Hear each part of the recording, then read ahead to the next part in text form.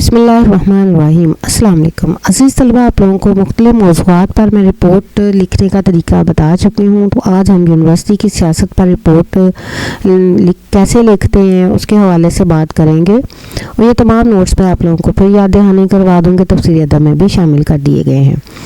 5 مارچ 2022 عیسوی، ٹھیک ہے، اور سکتہ اور ختمہ ضرور لگائیے گا، یہ میں بار بار آپ لوگوں کو بتاتی ہوں۔ پچھلے دنوں اخبار میں یونیورسٹی کے حوالے سے خبر آئی تھی کہ 2 سیاسی پارٹیوں میں کسی معمولی بات پر جھگڑا شروع ہوا اور پھر نوبت فائرنگ تک آ گئی، جس سے کئی نوجوان زخمی ہوئے۔ آج کل کی سیاست وہ سیاست نہیں رہی جو ماضی میں ہوا کرتی تھی۔ اگرچہ ملکی تاریخ کی سیاست میں طلبہ کا بہت مثبت اور اہم کردار رہا ہے، میں خود جب طالب علم تھا تو سیاست میں بھرپور حصہ لیتا تھا، لیکن اب حالات اور ہیں۔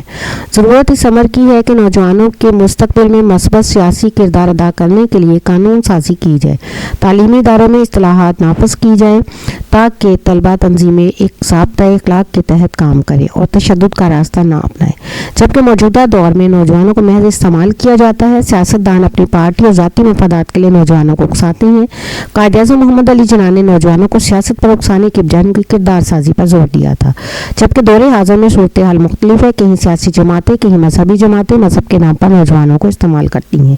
اس لیے ضرورت اس امر کی ہے کہ طلبہ و طالبات کو یونیورسٹی سیاست سے دور رکھا جائے، کیونکہ آج کے نوجوان قوم کا مستقبل ہیں۔